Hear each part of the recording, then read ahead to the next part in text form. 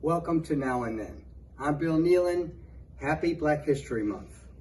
I'll bet a lot of you don't know that Chris Dickerson was the first black Mr. America. In 1964, the Civil Rights Bill had passed, but that didn't change a lot of people's attitudes and opinions and beliefs at the time. Although there were many great black bodybuilders in the 50s and 60s who had won major titles, none had ever become Mr. America. And the reason was, back then, the Mr. America was very similar to the Miss America. The candidates had to be well-groomed, well-spoken, educated, and good-looking, because they were to represent the American ideal. They couldn't be just a guy with muscles.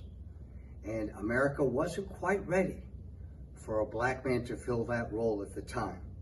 However, just 6 years later, in 1970, at the Mr. America contest, Chris Dickerson overwhelmed them all. He could not be denied. He was articulate. He had studied opera. He was highly intelligent, educated, well-groomed, polite, and he had one of the most proportionate physiques of his era. Chris could not be denied. He won hands down and became an exemplary Mr. America. He toured the United States and the world, promoting fitness wherever he went. He was at special appearances, special events.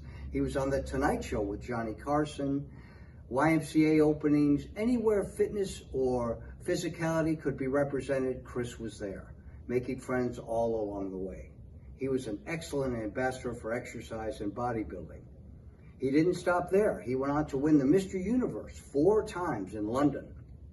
And after that, he won the most prestigious bodybuilding title of all, the Mr. Olympia. He did so at 43 years old, becoming the 6th man in history to do so, at a height of only 5'6". In the 80s, Chris was highly sought after by ESPN and Wide World of Sports as a color commentator for international bodybuilding.